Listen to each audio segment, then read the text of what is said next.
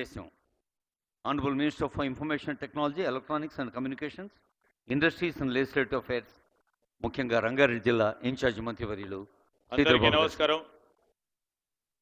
ఈరోజు మున్సిపల్ అడ్మినిస్ట్రేషన్కు సంబంధించి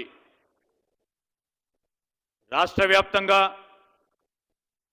నగరపాలక సంస్థలకు సంబంధించిన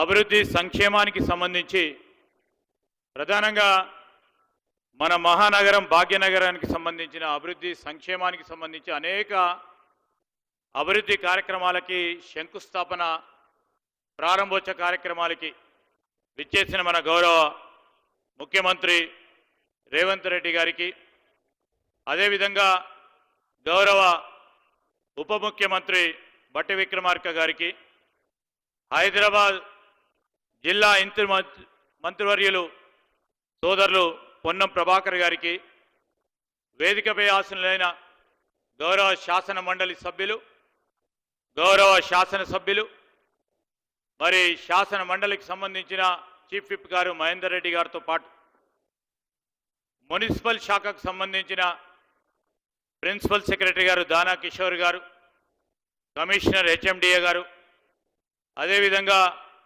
మెట్రోపాలిటన్ వాటర్ వర్క్ సంబంధించిన ఎండి గారు, ఇతర అధికారులకి, వేదికపై ఆసీనులైన పెద్దలకి, అటువైపున్న మరి హైదరాబాద్ నగర వాసులందరికీ హృదయపూర్వకంగా నమస్కారాలు తెలియజేస్తూ, ఈరోజు మన మహానగరం పరిశుభ్రంగా ఉండాలని, శుద్ధమైన నీరు తాగాలని,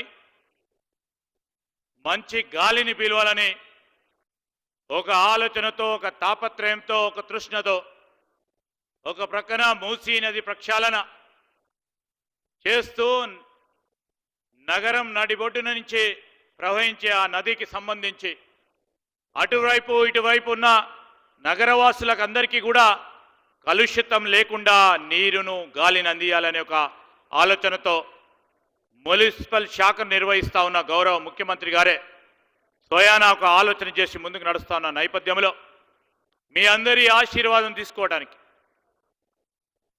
ఇదే రోజు గత సంవత్సరం 3వ తారీఖు నాడు రాష్ట్ర ప్రజానీకం ఒక తీర్పిచ్చింది.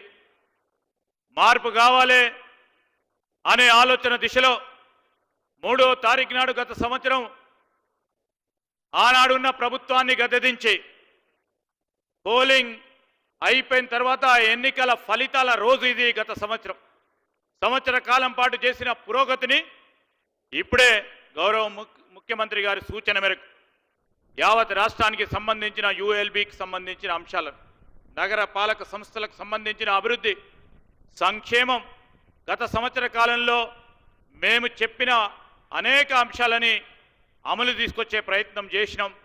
అది కూడా రాష్ట్ర ప్రజలకు కూడా తెలియజేయడం జరిగింది. ఈ సందర్భంలో ఇప్పుడే మరి సిటీకి సంబంధించిన ఒక ప్రధానమైన అంశం విషయంలో ముఖ్యమంత్రి గారి చేతుల మీదుగా ప్రారంభోత్సవం చేసుకున్నాం. ఈ నగరంలో కలుషితమైన గాలి ఉండొద్దని మరొక ప్రణాళిక సిద్ధం చేస్తూ ఉన్నారు ముఖ్యమంత్రి గారు.